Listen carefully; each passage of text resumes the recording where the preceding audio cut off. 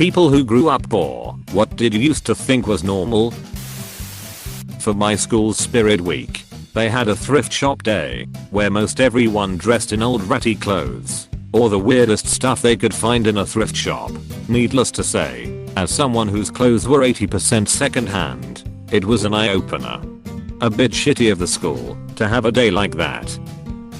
You know what's shitty for school to have? Secret Santa with $20 limit. I myself never received a $20 value gift at Christmas when I was a kid from my parents. So imagine me asking my parents for a $20 gift for a stranger. So they gave me a used cassette tape called Country Christmas for my Secret Santa. The cassette tape was free.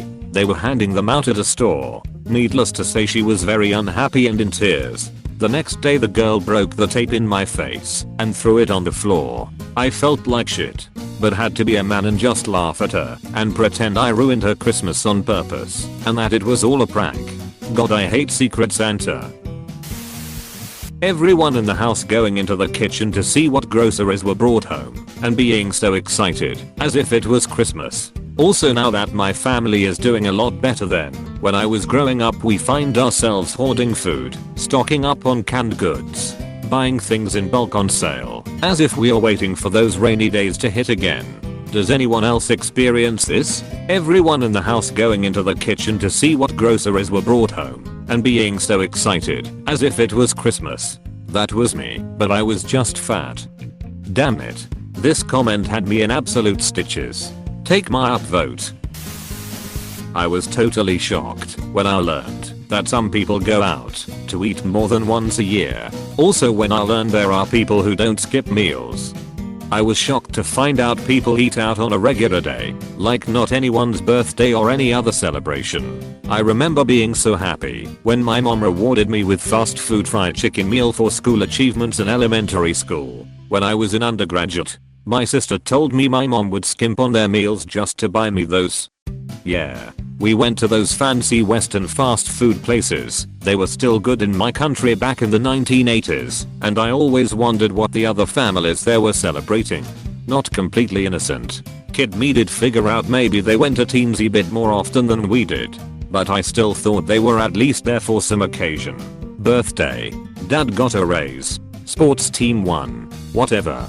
Didn't cross my mind at all that people would go there for no reason other than they just felt like it. Years later I got my first paycheck and went fuck yeah and bought an entire cake. Turns out it's not actually possible to eat a whole cake by yourself in one sitting. Like, goddamn, there's so much freaking cake. As a kid I didn't know there were multiple settings on a water heater. I assumed everybody had to wait an hour or so after somebody uses the shower to get some hot water going.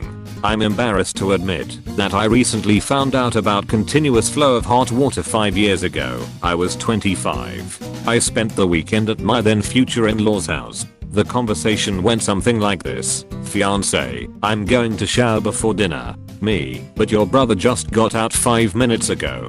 Fiance explains how they never run out of hot water. My mind was blown. In my house, showering was a well-planned event for exactly this reason. Here it's a fucking free-for-all.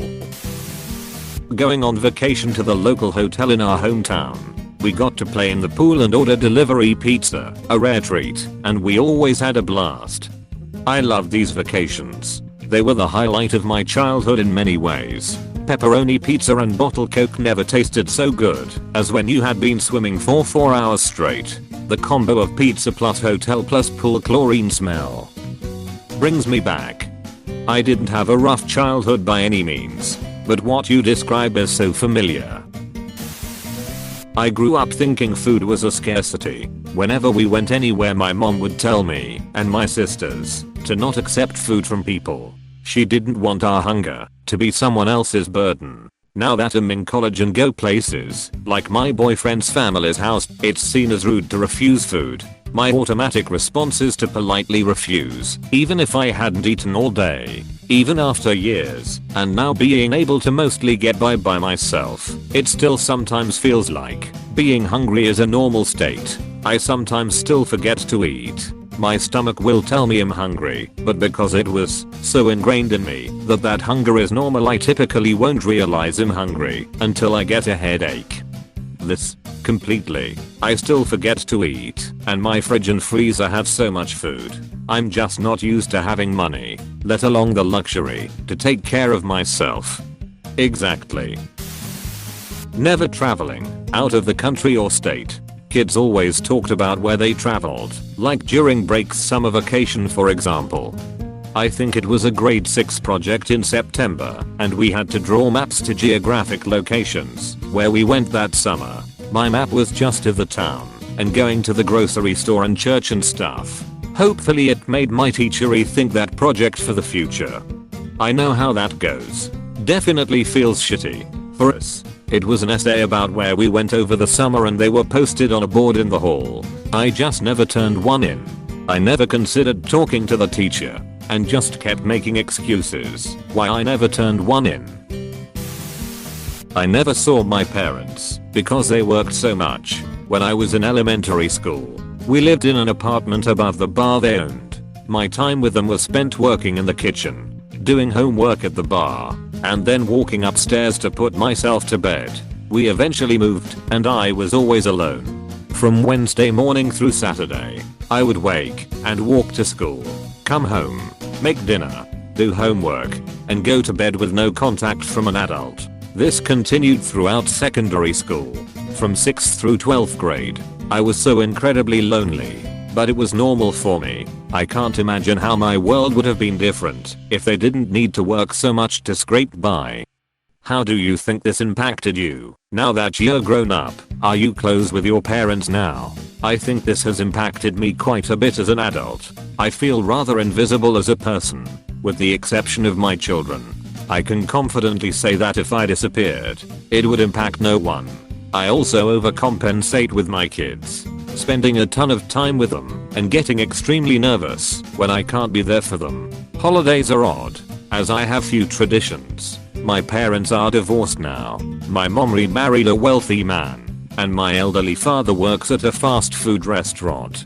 Even though he's past traditional retirement age, we live in different parts of the country, and I talk to my mom once a week and my dad twice a week. So, not close, but not distant. Although they were not the best parents, they are good people, and I know they tried their best.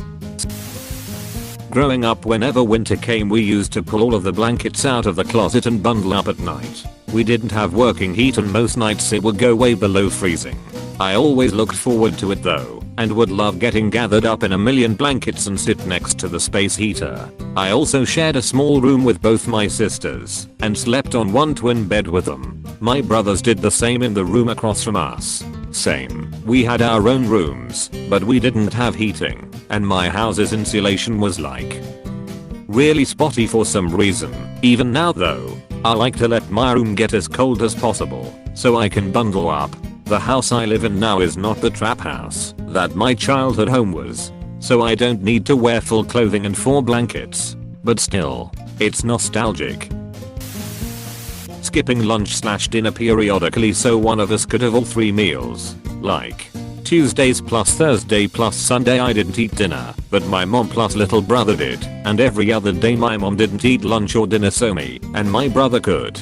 I only started skipping meals for my mom because she was getting physically sick from not eating. My mom having to buy a new 3000 car every couple of years because our previous one broke down and we don't have enough to repair it, coming home to see the water/electricity were off, having to buy jugs of water at the dollar store so we could flush the toilet, leaving a giant hole in the entryway where water had leaked through because we just couldn't afford to repair it, not having heat/having to bath with water from jugs, plus waking up and realizing our washing machine had broken down again, so it rubbed my dirty clothes with washing detergent to try and mask the stale scent clothing gets when it hasn't been washed to this day. People making comments about something smelling weird, even if not directed at me, makes me have major anxiety attacks only having one pair of super cheap shoes that we'd have to wear until they fell apart. The amount of times I tripped over the soles of my own shoes in my HS hallways was ridiculous.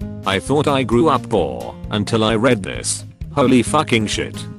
The worst part is that we wouldn't have been that poor if the insurance my mom's job provided didn't take $300 plus out of her paycheck each week. Stuff like that is why we didn't qualify for government benefits and stuff. / because on paper, we were well off enough to not need them.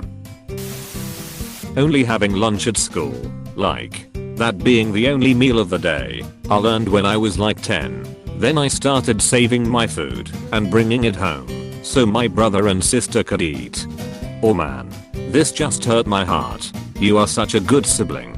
Hope you and your family are in a better place now. Thanks, mate. Yes, much better and far less food insecure. Was hard as a kid, but made me a better person now. Having sleep for dinner. Oh hetero man, that takes me back. Cleaning your plate. I honestly still do. If I pay for food I'm gonna eat it all, and if not, I will save it. So many people I've eaten with will leave food and it's just disposed of. Hell, my stepdad didn't realize that for 14 years. Leftovers, trash my mother single-handedly raised 2 boys. We don't waste shit. Edit, man. This got a lot of attention. I got a slice of pie award. Whatever that is. I get made fun of my in-laws for always finishing my plate of food. No matter what. They say things like you'd eat shit on toast if it was served up to you. No sir, I just eat what I'm served and don't complain. The first time I ate with my in-laws, an uncle of my husband told me I didn't have to eat the crust on my pizza if I didn't want to. I never dreamed that you weren't supposed to eat the crust. I like the crust. 7 to 14 years old, going to school then going to work. After school delivering newspapers and also collecting their payments. Never a day off. One time we had so much snow that the post office closed, yet my little ass had to deliver. Latchkey kid at 10 years old because parents worked. Being a girl, I was also responsible for cooking dinner for my father and older brothers and other household chores. I was also expected to excel at school.